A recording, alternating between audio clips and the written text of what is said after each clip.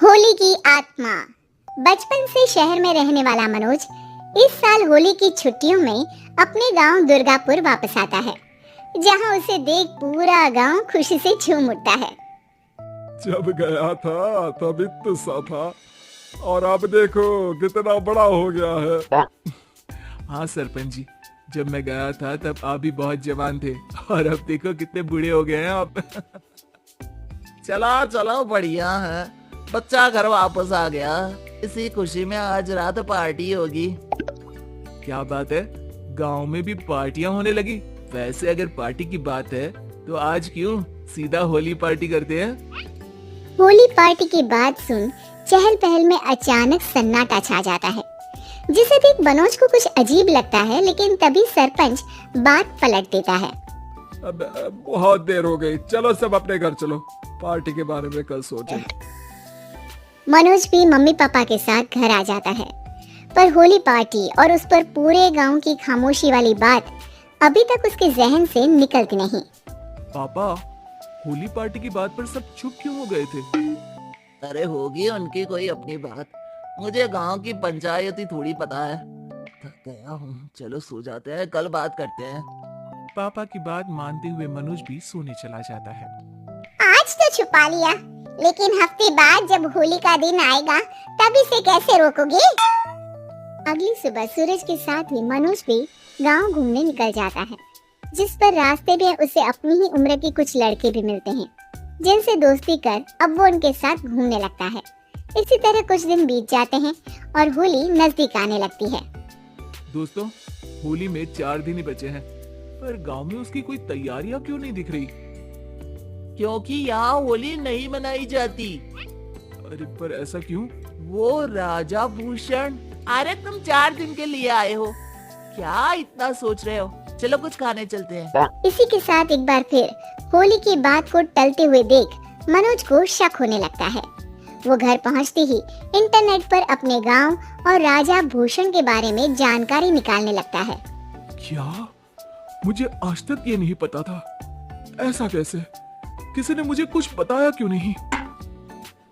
सारी जानकारी लेने के बाद मनोज गांव वालों या अपने मम्मी पापा से कुछ पूछे बिना खुद ही उसकी सच्चाई के बारे में छानबीन करने लगता है, जिसके चलते वो राजा भूषण की हवेली में पहुंचता है।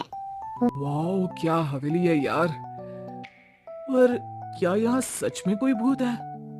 हेलो भूत जी, कोई है क्या। हम इस साल गांव में होली सेलिब्रेट कर रहे हैं, क्या आप उस पर थोड़ा इंटरव्यू देंगे। मनोज के ऐसा बोलते ही गांव में तूफान उठ जाता है और हवेली में रखी सारी चीजें हिलने लगती हैं। एक अदृश्य शक्ति मनोज को धक्का देकर हवेली से बाहर निकाल दरवाजा बंद कर लेती है। ये सब देख मनोज हैरान रह जाता है। क्या अभी मुझे हवा ने धक्का देकर बाहर निकाल दिया। मेरे होते हुए इस गांव में कभी होली नहीं मन सकती, इसलिए दोबारा ऐसी कोशिश भी मत करना, अंजाम बुरा होगा। आवाज सुन मनोज हैरानी से इधर उधर देखने लगता है, पर उसे कोई दिखाई नहीं देता। वो गांव वापस आ जाता है, जहां तूफान की वजह से सब कुछ तहस महस हो चुका होता है। आखिर ये तूफान आया कैसे। ना ऐसा कोई मौसम था और ना ही हमने होली का त्योहार मनाने की बात की थी। सरपंच की बात पर कोई रिएक्शन लिए बिना मनोज चुपचाप अपने घर चला जाता है। इस तरह देखते ही देखते होली का दिन भी आ जाता है और मनोज रंग लेकर गांव में निकल जाता है, लेकिन गांव पूरी तरह खाली होता है। अरे त्योहार का दिन है, धूमधाम की जगह मातम क्यों मनाया हुआ है। मनोज की आवाज सुन सब अपने घर की खिड़कियां खोल के घर के अंदर से ही उसे वापस जाने के लिए कहने लगते हैं, पर वो किसी की नहीं सुनता। तुझे पहले भी समझाया था, अगर होली खेलने की कोशिश भी की तो अच्छा नहीं होगा। अरे बात मान लो बेटा, तुम्हें सच नहीं पता। मुझे सब पता है, सालों पहले इस राजा ने एक अंधविश्वास फैलाया और आप लोग आज तक उसे मानते आ रहे हो। अरे बेटा, जब तुम पैदा भी नहीं हुए थे उससे भी बहुत पहले से इस गांव पर होली का श्राप है। अगर गांव में होली का त्योहार मनाया जाता है तो प्रलय आना पक्की बात होती है। राजा भूषण इस सब में नहीं मानते थे और त्योहार मनाने लगे, जिसके चलते होली वाले ही दिन पहले उनके बेटे की और फिर उनकी मृत्यु हो गई। तभी से गांव की रक्षा के लिए उनकी आत्मा उस हवेली में रह रही है। सबकी बातें सुन मनोज उलझन में पड़ जाता है। सोचना भी मत मनोज, अगर तुमने इस परंपरा को तोड़ने की कोशिश भी की तो उसका परिणाम इस गांव और गांव के लोगों के लिए अच्छा नहीं होगा।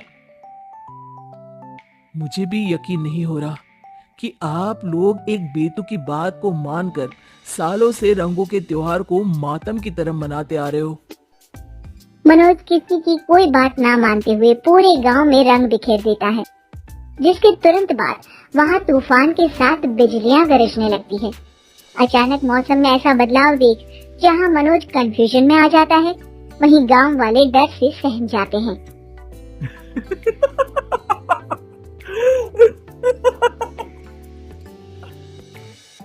इस लड़के ने हमारे जैसे सिर्फ अपने स्वार्थ के लिए नहीं बल्कि पूरे गांव की खुशियों के लिए यहाँ होली मनाई है, जिस वजह से अब इस गांव पर होली का श्राप टूटता है।